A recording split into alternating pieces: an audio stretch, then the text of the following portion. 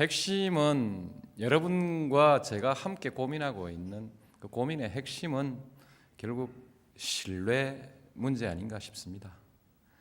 어떻게 하면 신뢰를 회복할 것이냐, 제 얘기가 아니라도 여러분들도 또 아시고 또 고심하고 있는 문제라고 생각합니다.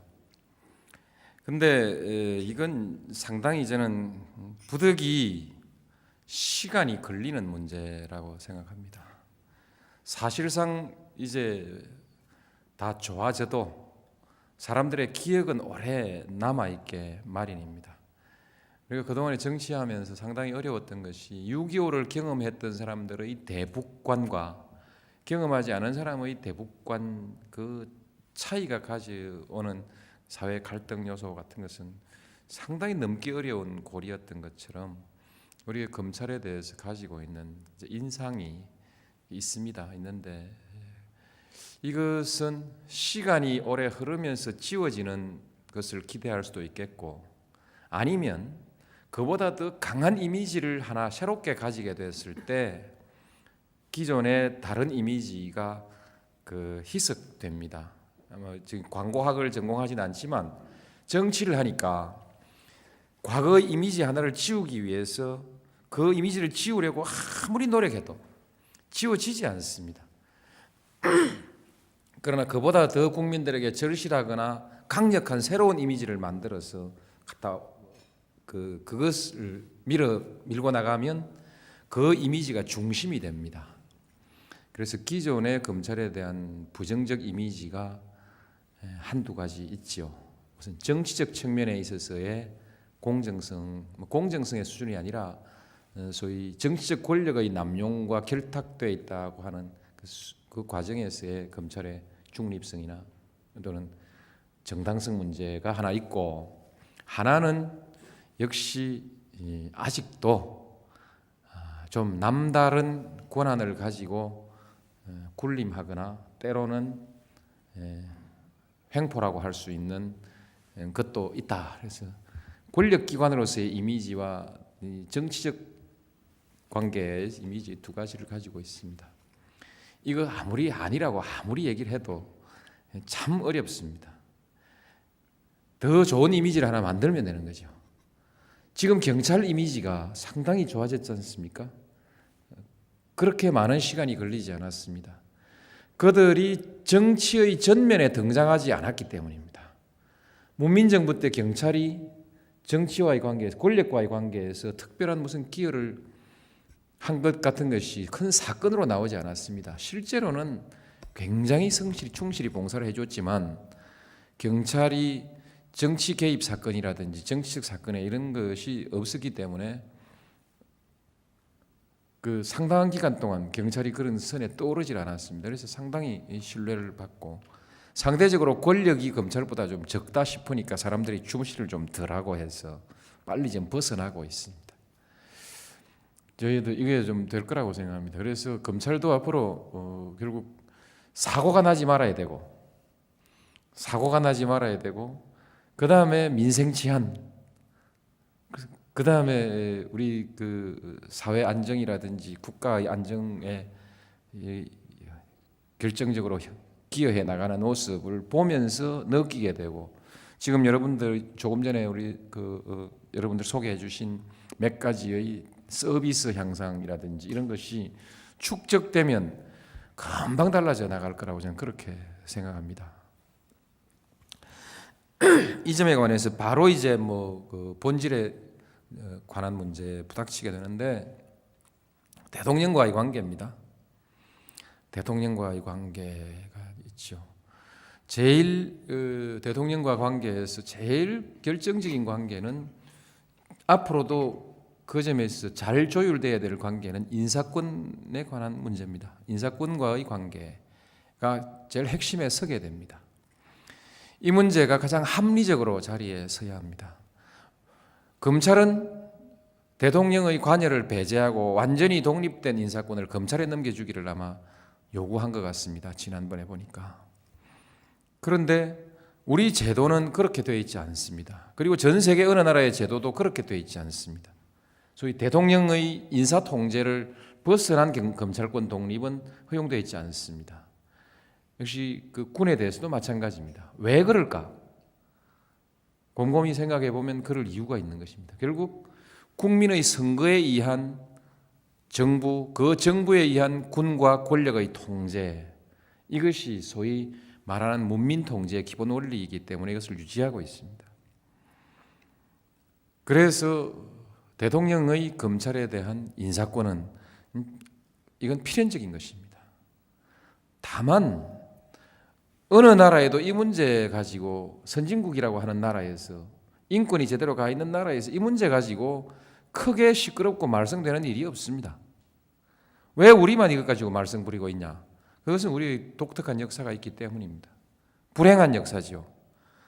소위 독재자들이 군을 이용하고 직접 군을 이용 못하니까 그 다음 경찰, 검찰 이걸로 자기들의 권력을 유지해 왔고 그 인사권이라는 통제 하에 또는 모든 것이 공포의 분위기로 이렇게 조직되어 있던 이 시기에 도리 없이 검찰이 그 역할을 해왔고 그로 인해서 신뢰가 이런 것입니다. 그러니까 거기에 대한 사람들의 기억이 있죠. 그 다음에는 어찌 됐냐 하면 검찰 내부에서 솔직히 얘기해서 적극적으로 영합한 면이 있지 않습니까? 문민정부 들어왔을 때 검찰이 딱 단결해서 뭔가 이젠 검찰 제자리로 가자라고 결단하고 뭔가를 했더라면 문민정부가 감히 어떻게 할 수 없죠. 그런데 과거 경험이 남아있어 가지고 개인적 이익을 위해서 부분적으로 타협했지 않습니까? 그렇죠? 바깥에서 나쁘게 보면 결탁했단 말이죠. 그래서 어떤 지역 사람들은 완전히 소외되고 줄 잘 선 사람은 출세하고 이게 또 새로운 문화가 됐죠. 그전에는 거역할 수 없는 문화였지만 그 뒤에는 선택할 수 있는 상황에서 선택했지 않습니까? 이건 주로 여러분 선배들의 책임이지만 여러분들도 마찬가지입니다. 그 다음 국민의 정부에서도 또 선택했죠. 결과적으로 선택이 되고 말았습니다. 물론 여기에는 여러분들이 저항하기 어려운 점도 있습니다. 대통령과 그 측근의 권력이 그것을 선택하게 되기 때문에 인사권이라는 것이 바로 정란하게 정치적 목적이라든지 또는 이해관계를 따라서 바로 행사되기 때문에 인사권에 대한 어떤 제어 장치가 없이 정란하게 바로 행사됐기 때문에 검찰이 그것을 저항해내는데 방어해내는데 어려움이 있었던 것이죠. 이번 젊은 검사들이 인사위원회 제도를 만들고 말하자면 대통령의 인사 개입을 거부하겠다고 했던 그 주장의 근저에는 이와 같은 현실의 경험이 바탕에 깔려 있어서 일면 수긍이 가는 부분이 있습니다. 그게 우리 이제 역사였는데 그러니까 지금 검찰에서 이제 뒤늦게죠. 대통령은 인사권에서 손 떼라 이거죠. 전 대통령입니다. 못 뗍니다. 이래 되는 거죠, 이제. 어느 나라 대통령이 인사권 없는 대통령이 어디 있더냐? 권력기관에 대한 통제권이 없는 대통령이 어디 있더냐? 나보고 내가 50년, 60년 하겠다는 것도 아니고 5년 나한테 주어진 거 한다. 못 내놓는다 이거죠. 여기서부터 이제 우스운 싸움이 한번 벌어졌고 저도 조금 망신을 하고 검찰도 상처를 좀 입고 그랬었죠. 그렇습니다. 이제 정상으로 가져가는 방법이 있습니다. 대통령이 절제하겠습니다. 대통령에게 인사권을 준 이유는 내 편 심으라는 것이 아니라 내 이쁜 친구들 출세시키라는 것이 아니라 그야말로 검찰권이 국민 위에 군림하지 못하도록 국민의 이름으로 통제하라는 거 아니겠습니까?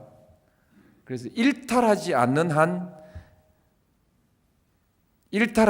한 존중하겠습니다. 그렇죠? 그렇게 저는 여러분들께 약속을 드립니다.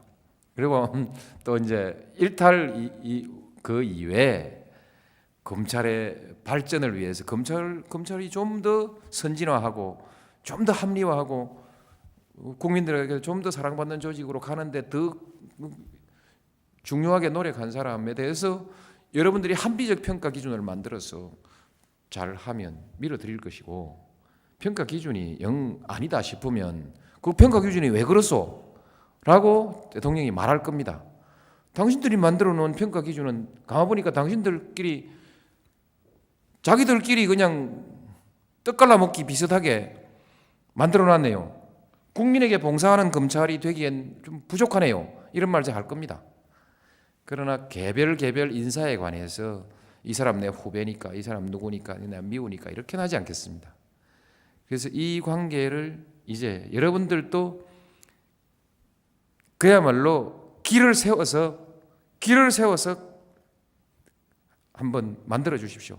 대통령에게도 맞설 각오로 하십시오. 여러분과 저의 약속은 여러분들도 그야말로 이제 선진 검찰로 좀 이렇게 자존심 있는 검찰로 간다. 저 또한 여러분께 약속합니다. 대통령으로서 일탈 없는 권력기관에 대해서 간섭하고 수적으로 부리려고 하는 이런 기도하지 않겠다.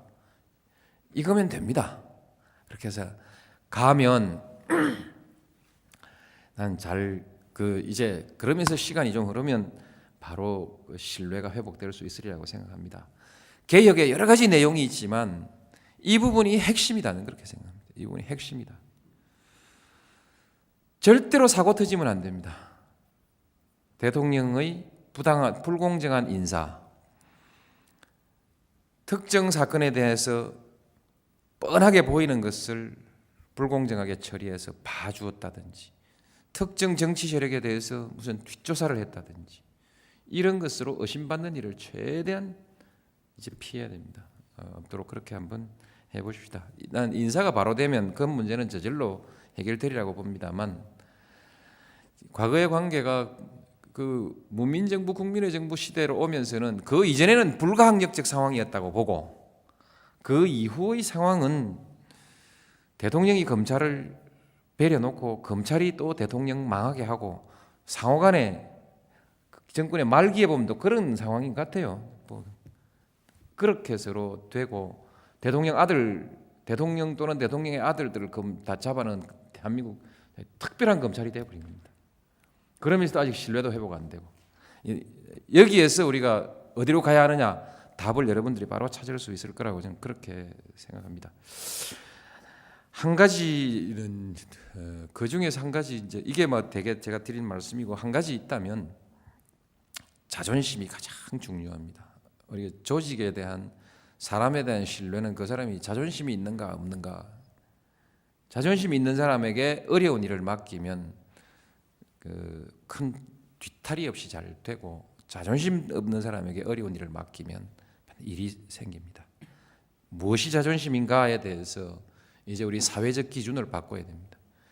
한국이 변화해 간다고 할 때 이 기준을 바꿔야 됩니다. 막강한 권력을 가진 사람이 존경받는 시대가 아니라 이제 사리에 맞게 자기 할 일을 소신 가지고 하는 사람이 존경받는 시대, 작은 권력을 가지더라도 더 큰 지도력을 갖는 시대로 지금 전환해 간다고 생각합니다. 제가 대통령이 되고 난 뒤에 검찰에 대해서 보다 더 큰 영향력, 조금 전에 말씀드린 단지 원칙을 제시하고 그 원칙에 따라 인사하고 하는 그 이상의 아무 권한도 행사하지 않겠다고 얘기했습니다. 많은 사람들이, 우리 당에서도 많은 사람들이 그렇게 해서 어떻게 정권을 유지해 갈 거냐라고 얘기합니다. 그렇게 해서 어떻게 권력기관을 지휘해 갈 수 있겠느냐라고 걱정을 굉장히 많이 했습니다. 검찰 내부에서도 일부 그 웃기는 소리 하고 있다, 언젠간 우리한테 아쉬운 소리 할걸, 뭐 이렇게 말하는 사람도 있다는 소리를 들었습니다. 그러나 그렇지 않습니다. 말하자면 대통령이 가지는 법상의 권력을 월권 남용해가지고 가지는 힘이 있으면 얼마나 있겠습니까? 이거 버려야 됩니다. 저는 꼭 버릴 생각을 하고, 국정원도 이미 국정원 그들끼리 국민들 앞에 개혁의 안을 내놓고 개혁해 나갈 것입니다. 잘 되는 수도 있고 안 되는 수도 있겠지만 저도 좀 멀리서 지켜보고 갑니다. 소위 말해 왜 제가 이 길을 선택했는가? 제가 잘나서가 아니고 시대가 바뀌고 있기 때문에 이 길 아니면 살 길이 없기 때문입니다. 정말 솔직하게 말씀드리겠습니다. 저도 그 방법 아니고 옛날처럼 좀 행세하고 싶습니다. 그러나 그것이 허용되지 않습니다. 용납되지 않습니다. 무사하게 대통령을 마칠 수가 없는데 어떻게 제가 그 길을 선택하지 않을 수가 있겠습니까? 이 점에 관해서 저는 오늘 검찰이 제대로 이와 같은 시대의 변화를 읽고 있는가? 그 변화를 읽으면 검찰은 잘 될 것이고 잘 해나갈 것이고 그 변화를 읽지 못하면 앞으로도 이런저런 그 핍박도 받을 수 있고 외부로부터 정말 자존심 상하게 이것 개혁해라 저것 개혁해라고 강요를 당하게 된다는 것이죠. 수모를 당하게 되는 것입니다. 그래서 진정한 의미에서 자존심이 무엇인가 하는 것을 생각하면 더 큰 권력을 많이 가지고 있는 것이 아니라 국민들에게 진정한 의미에서 신뢰를 주고 그래서 신뢰를 받는 그런 존경받는 검찰이 되는 것이 가장 중요한 문제고 이것이 자존심의 핵심이다. 때로 옛날엔 굽신굽신하던 사람들이 검찰을 쳐다보고 겁도 안 먹고 맘먹고 아주 사람 우습게 멸시하는 것 같은 표정을 당하면서 아마 당황해하는 검찰이 있을 수도 있다고 생각합니다. 이것을 이겨내야 됩니다. 제가 대통령이 되고 난 뒤에 아주 당혹한 경험을 몇 번 했습니다. 아주 우습게 대통령을 우습게 보는 그런 상황을 몇 번이나 부닥쳤습니다. 그것을 이겨내야 비로소 민주적인 대통령이 된다. 그렇게 생각합니다. 그래서 끝발 버리십시오. 한마디로 결론으로. 끝발에 대한 미련이 있거든 과감하게 버리십시오. 여러분은 봉사만 하면 됩니다. 봉사만 그것이 맞습니다. 저희 중학교 수석 합격하면 인터뷰를 하는 경우도 있고 고등학교, 대학교 수석 합격하면 다 인터뷰를 했습니다. 법대 수석 합격한 사람 인터뷰 딱 하면 그때 말한 맹세가 있습니다. 약자를 위해서, 정의를 위해서 이렇게 얘기 다 맹세했습니다. 한참 세월 지나고 저도 판사 되고 변호사가 돈 좀 벌고 나니까 그걸 다 잊어먹고 말았습니다. 그래서 정말 그 사법시험 합격하고 10년, 20년쯤 지나서 그때의 그 초심을 우리가 과연 가지고 있는가? 이런 것은 돌이켜보면 아무도 자신이 없을 겁니다. 거의 모두가 자신이 없을 겁니다. 저도 이런 생각을 참 많이 해봤습니다. 글로 써내기도 하고 뭐 여러 차례 그런 했습니다만 그 점이 제일 중요하다. 그것이 제일 중요한 문제라고 저는 그렇게 생각합니다. 그 인권 얘기는 이미 다 잘 나왔습니다.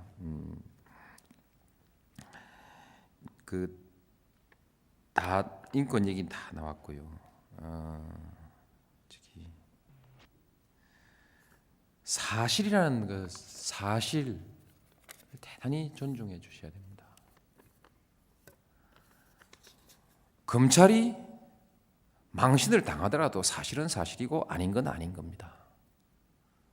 검찰의 위신을 위해서 꼭 이것은 사실이어야 한다라는 전제를 가지고 수사를 하면 무리한 수사가 따르게 되고 문제가 생깁니다. 수사를 해야 해서 바로 문턱까지 갔다가도 아니면 물러서는 것이 용기입니다. 가지고 있던 가설이 맞질 않아서 그 가설을 가교하기 위해서 무리하는 일은 절대로 있어서는 안 됩니다. 그것이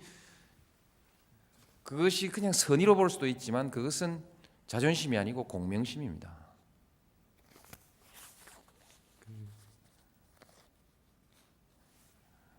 그 부분 말씀드리고, 나머지는 역시 나머지 시간에는 그 점 좀 그 민생 집단행동 부분에 관해서 공권력을 어떻게 행사할 것이냐는 여러 가지 다양한 방법과 수준이 있으리라고 생각합니다. 이 부분에 관해서는 검찰이 기준을 좀 마련하셔서 장관을 좀 도와주시든지 해서 이것을 정부의 기준이 되도록 그렇게 좀 해주시면 좋겠습니다. 여러분 잘 아시지 않습니까? 공권력 투입이라는 것이 저희 경찰상의 즉시 강제지 않습니까? 그 요건이 문제가 되고, 하나는 불법 파업이라고 할 때도 부작위로서의 소극적 불법이 있고 적극적으로 질서를 교란하고 위법 상태를 만들어내는 여러 가지가 있습니다. 이들 전체를 균형을 잘 잡아서 불법 상태는 제거해야 되지만 모든 불법 상태를 다 즉시 강제의 방법으로 제거할 수는 없는 문제 아닙니까? 또 합법의 것이라도 그것이 즉시 강제를 발동해야 될 만한 조건에까지 갈 수 있습니다. 갔을 때 그 합법의 상태를 종료시키는 법률적 행위, 예를 들면 긴급 조정이라든지 이런 것들을 동원해서 해야 합니다. 없는 상황에 이르렀을 때 한국은 이 자리에서 주저앉을 수도 있습니다. 집단행동에 의해서 국회 반드시 통과돼야 될 어떤 경제적인 발전을 위해서 반드시 통과돼야 될 법이 국회에서 발목이 잡히고, 반드시 집행돼야 될 정책이 집행이 안 되고, 이렇게 해나가면 우리한테는 그야말로 뭐 선진국 시대, 이만불 시대 없는 것이죠.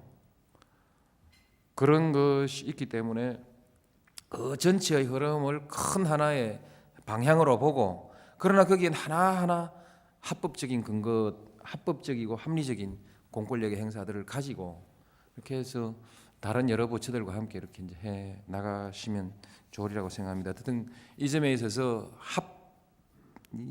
합법성의 근거 이런 것은 꼭 좀 했으면 좋겠습니다. 대개 중립성 확보 방안이라든지 개혁 방향에 관해서는 이렇게 좀 포괄적으로 말씀을 드린 것 같고, 과학 수사를 위한 예산 비용 이 부분에 대해서는 제가 적극적으로 지원을 하겠습니다. 그렇게 하고요. 그다음에 이제 조직 폭력 등에 대해서 좀 철저하게 검찰권을 검찰권을 행사해 달라고 청을 했는데, 그 밖에 어떤 분야냐 그렇습니다. 그 밖에는 결국 검찰이 우리 사회 그 정의와 인권 그리고 기강의 핵심이죠. 제가 이 말을 애껴왔는데 아무리 제가 말을 애끼더라도 검찰의 과제가 그겁니다. 근데 그 중에서도 인권, 정의 중요하지만 하나의 사회 질서라고 볼 때 국민들이 안심할 수 있는 사회 질서, 그 중에서 가장 높은 수준의 사회 질서가 부패 없는 사회 아니겠습니까? 그래서 이제 검찰이 감히 국민들 앞에 부패 없는 사회를 우리가 반드시 실현해내겠다라고 이제 말하는 것이 말하는 것이 적절한 시기가 저는 있을 거라고 생각합니다. 지금은 자꾸 바깥에 검찰 스스로도 역사적으로 짐을 갖고 있는데 바깥에서 자꾸 흔드니까 조금 어떻게 얼굴을 씻었다 하고 나오는데 또 누가 먹물 뿌리고 지금 좀 그런 상황이라서 부패 청산 우리가 하겠다 이래 하면 사람들이 욕심도 많다, 잘 실감이 안 난다 이럴 겁니다. 준비하십시오. 여러분의 몫입니다. 준비하시되 민생 치안에 대해 민생 치안이 아니라 민생 그 경제 민생 이런 질서 제대로 좀 하시고 또 사회적 폭력이나 이런 것도 좀 엄단하시고 딱 정리해 나가고 정치 문제에 휘말리지 않고 한 1년만 가도 상황이 달라질 것입니다. 검찰이 그러면서 제가 권고해 드리고 싶은 것은 검찰이 감찰권 같은 것 외부로 가져가라. 또 수사권 일부 가져가라. 이런 등등 그것과 더불어서 그렇죠. 그 정도 뭐 자기 혁신하고 딱 내밀고 가면 국민들이 적어도 우리 사회적 부정부패의 총체적인 관리는 검찰이 해야 되지 않냐라는 얘기가 저절로 어느 때나 나올 거라고 생각합니다. 그것이 아마 우리 신뢰받는 검찰의 최고의 수준이 그거라고 저는 생각합니다.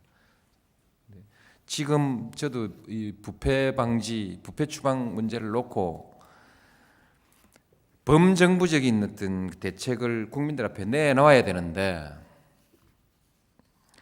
지금 검찰한테 당신들이 중심이 되시오 얘기하려고 하니 조금 좀 빠른 것 같고 부담이 되고 그렇습니다. 그래서 이 부분은 우리 숙제로 조금 더 가져가면서 내실을 좀 더 다져갔으면 좋겠습니다.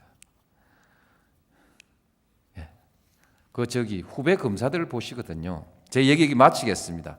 여담으로 후배 검사들 보시거든요. 그 밀실 인사하고 정실 인사라고 또 정치적 인사 뭐 이런 식으로 얘기를 했는데 지금도 그런지 안 그런지 보시고 아니면 뭐 누가 그 사람들 중에 뭐 이메일이라도 한 장 보내서 그거 참 사실이 아니라서 미안하게 됐다. 뭐 그렇게 좀 그래야 우리 사나이들끼리 아니죠. 뭐 우리 확 좀 트는 거 아닙니까? 나도 기분이 좀 아직 안 좋아요. 다른 건 다 좋습니다. 그들 토론할 때 뭐 좀 과하고 덜하고 뭐 좋습니다. 그건 새로운 모델이라고 저는 생각합니다. 그렇게 할 수 있다고 생각합니다. 그런데 그 주장이 아니면 무혐의 처분해 줘야 되잖아요. 예, 마치겠습니다. 이상 오찬을 마치. 예, 제 거리 하겠습니다. 우리 그 검찰총장이 여러 여론을 들어보니까 검찰 안에서 신뢰를 받는다는 그런 그 평가인 것 같습니다. 면전에서 뭐 좀 민망스러운 얘기입니다만 그렇습니다. 바깥에서 지금 누가 특별히 의문을 제기하지 않습니다. 그러면 저도 검찰을 신뢰할 수밖에 없습니다. 신뢰 안 하면 어쩝니까? 신뢰 안 하면 이 지휘부가 아닌 다른 지휘부를 또 해야 되는데 끊임없이 그것은 혼란만을 가져오게 되는 것이고 저도 그렇게 어리석지는 않습니다. 검찰이 이 조직으로 안정돼서 조금 전에 우리가 얘기했던 그대로 해갈 것이라는 믿음이 좀 있고요. 또 다른 선택이 없습니다.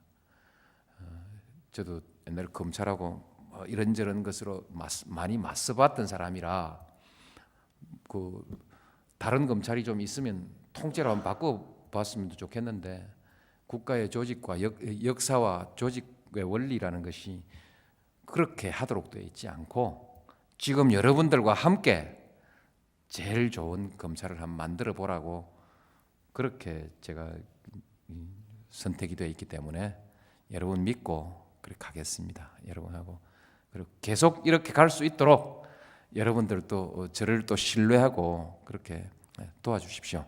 감사합니다. 중립성이나 또는 정당성 문제가 하나 있고 하나는 역시 아직도 좀 남다른 권한을 가지고 군림하거나 때로는 횡포라고 할 수 있는 것도 있다. 그래서 권력기관으로서의 이미지와 정치적 관계의 이미지 두 가지를 가지고 있습니다. 이거 아무리 아니라고 아무리 얘기를 해도 참 어렵습니다. 더 좋은 이미지를 하나 만들면 되는 거죠.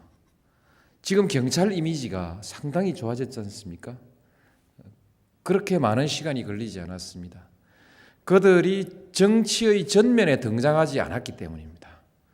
문민정부 때 경찰이 정치와의 관계에서, 권력과의 관계에서 특별한 무슨 기여를 한 것 같은 것이 큰 사건으로 나오지 않았습니다. 실제로는 굉장히 성실히 충실히 봉사를 해줬지만 경찰이 정치 개입 사건이라든지 정치적 사건에 이런 것이 없었기 때문에 그 상당한 기간 동안 경찰이 그런 선에 떠오르질 않았습니다. 그래서 상당히 신뢰를 받고 상대적으로 권력이 검찰보다 좀 적다 싶으니까 사람들이 중시를 좀 덜하고 해서 빨리 좀 벗어나고 있습니다. 저희도 이게 좀 될 거라고 생각합니다. 그래서 검찰도 앞으로 결국 사고가 나지 말아야 되고 그 다음에 민생 치안, 그 다음에 우리 그 사회 안정이라든지 국가의 안정에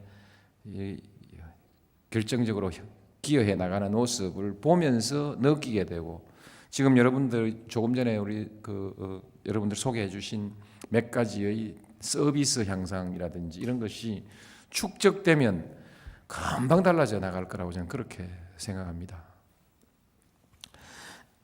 이 점에 관해서 바로 이제 그 본질에 관한 문제에 부닥치게 되는데 대통령과의 관계입니다.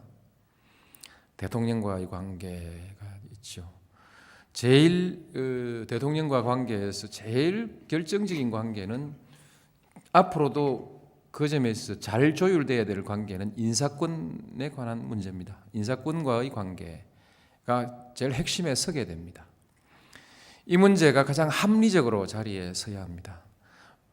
검찰은 대통령의 관여를 배제하고 완전히 독립된 인사권을 검찰에 넘겨주기를 아마 요구한 것 같습니다. 지난번에 보니까. 그런데 우리 제도는 그렇게 되어 있지 않습니다. 그리고 전 세계 어느 나라의 제도도 그렇게 되어 있지 않습니다. 소위 대통령의 인사 통제를 벗어난 검찰권 독립은 허용되어 있지 않습니다. 역시 그 군에 대해서도 마찬가지입니다. 왜 그럴까? 곰곰이 생각해 보면 그럴 이유가 있는 것입니다. 결국 국민의 선거에 의한 정부, 그 정부에 의한 군과 권력의 통제, 이것이 소위 말하는 문민 통제의 기본 원리이기 때문에 이것을 유지하고 있습니다. 그래서 대통령의 검찰에 대한 인사권은 이건 필연적인 것입니다. 다만 어느 나라에도 이 문제 가지고 선진국이라고 하는 나라에서 인권이 제대로 가 있는 나라에서 이 문제 가지고 크게 시끄럽고 말썽되는 일이 없습니다. 왜 우리만 이것 가지고 말썽 부리고 있냐? 그것은 우리의 독특한 역사가 있기 때문입니다. 불행한 역사죠. 소위 독재자들이 군을 이용하고 직접 군을 이용 못하니까 그 다음 경찰, 검찰 이걸로 자기들의 권력을 유지해 왔고 그 인사권이라는 통제 하에 또는 모든 것이 공포의 분위기로 이렇게 조직되어 있던 이 시기에 핵심은 여러분과 제가 함께 고민하고 있는 그 고민의 핵심은 결국 신뢰 문제 아닌가 싶습니다. 어떻게 하면 신뢰를 회복할 것이냐? 제 얘기가 아니라도 여러분들도 또 아시고 또 고심하고 있는 문제라고 생각합니다. 근데 이건 상당히 저는 부득이 시간이 걸리는 문제라고 생각합니다. 사실상 이제 다 좋아져도 사람들의 기억은 오래 남아있게 마련입니다. 그리고 그동안에 정치하면서 상당히 어려웠던 것이 6.25를 경험했던 사람들의 대북관과 경험하지 않은 사람의 대북관 그 차이가 가져오는 사회 갈등 요소 같은 것은 상당히 넘기 어려운 고리였던 것처럼 우리가 검찰에 대해서 가지고 있는 인상이 있는데 이것은 시간이 오래 흐르면서 지워지는 것을 기대할 수도 있겠고 아니면 그보다 더 강한 이미지를 하나 새롭게 가지게 됐을 때 기존의 다른 이미지가 희석됩니다. 지금 광고학을 전공하진 않지만 정치를 하니까 과거의 이미지 하나를 지우기 위해서 그 이미지를 지우려고 아무리 노력해도 지워지지 않습니다. 그러나 그보다 더 국민들에게 절실하거나 강력한 새로운 이미지를 만들어서 갖다 그것을 밀고 나가면 그 이미지가 중심이 됩니다. 그래서 기존의 검찰에 대한 부정적 이미지가 한두 가지 있죠. 무슨 정치적 측면에 있어서의 공정성의 수준이 아니라 소위 정치적 권력의 남용과 결탁되어 있다고 하는 그 과정에서의 검찰의 도리 없이 검찰이 그 역할을 해왔고 그로 인해서 신뢰가 이런 것입니다. 그러니까 거기에 대한 사람들의 기억이 있죠. 그 다음에는 어찌 됐냐 하면 검찰 내부에서 솔직히 얘기해서 적극적으로 영합한 면이 있지 않습니까? 문민정부 들어왔을 때 검찰이 딱 단결해서 뭔가 이젠 검찰 제자리로 가자라고 결단하고 뭔가를 했더라면 문민정부가 감히 어떻게 할 수 없죠. 그런데 과거 경험이 남아 있어 가지고 개인적 이익을 위해서 부분적으로 타협했지 않습니까? 그렇죠? 바깥에서 나쁘게 보면 결탁했단 말이죠. 그래서 어떤 지역 사람들은 완전히 소외되고 줄 잘 선 사람은 출세하고 이게 또 새로운 문화가 됐죠. 그전에는 거역할 수 없는 문화였지만 그 뒤에는 선택할 수 있는 상황에서 선택했지 않습니까? 이건 주로 여러분 선배들의 책임이지만 여러분들도 마찬가지입니다. 그 다음 국민의 정부에서도 또 선택했죠. 결과적으로 선택이 되고 말았습니다. 물론 여기에는 여러분들이 저항하기 어려운 점도 있습니다. 대통령과 그 측근의 권력이 그것을 선택하게 되기 때문에 인사권이라는 것이 바로 정란하게 정치적 목적이라든지 또는 이해관계를 따라서 바로 행사되기 때문에 인사권에 대한 어떤 제어 장치가 없이 정란하게 바로 행사됐기 때문에 검찰이 그것을 저항해내는데 방어해내는데 어려움이 있었던 것이죠. 이번 젊은 검사들이 인사위원회 제도를 만들고 말하자면 대통령의 인사 개입을 거부하겠다고 했던 그 주장의 근저에는 이와 같은 현실의 경험이 바탕에 깔려 있어서 일면 수긍이 가는 부분이 있습니다. 그게 우리 이제 역사였는데 그러니까 지금 검찰에서 이제 뒤늦게죠. 대통령은 인사권에서 손 떼라 이거죠. 전 대통령입니다. 못 뗍니다. 이래 되는 거죠, 이제. 어느 나라 대통령이 인사권 없는 대통령이 어디 있더냐? 권력기관에 대한 통제권이 없는 대통령이 어디 있더냐? 나보고 내가 50년, 60년 하겠다는 것도 아니고 5년 나한테 주어진 거 한다. 못 내놓는다 이거죠. 여기서부터 이제 우스운 싸움이 한번 벌어졌고 저도 조금 망신을 하고 검찰도 상처를 좀 입고 그랬었죠. 그렇습니다. 이제 정상으로 가져가는 방법이 있습니다. 대통령이 절제하겠습니다. 대통령에게 인사권을 준 이유는 내 편 심으라는 것이 아니라 내 이쁜 친구들 출세시키라는 것이 아니라 그야말로 검찰권이 국민 위에 군림하지 못하도록 국민의 이름으로 통제하라는 거 아니겠습니까? 그래서 일탈하지 않는 한 존중하겠습니다. 그렇죠? 그렇게 저는 여러분들께 약속을 드립니다. 그리고 또 이제 그 이외에 검찰의 발전을 위해서 검찰이 좀 더 선진화하고 좀 더 합리화하고 국민들에게 좀 더 사랑받는 조직으로 가는데 더 중요하게 노력한 사람에 대해서 여러분들이 합리적 평가 기준을 만들어서 잘하면 밀어드릴 것이고 평가 기준이 영 아니다 싶으면 그 평가 기준이 왜 그렇소? 라고 대통령이 말할 겁니다. 당신들이 만들어 놓은 평가 기준은 가만보니까 당신들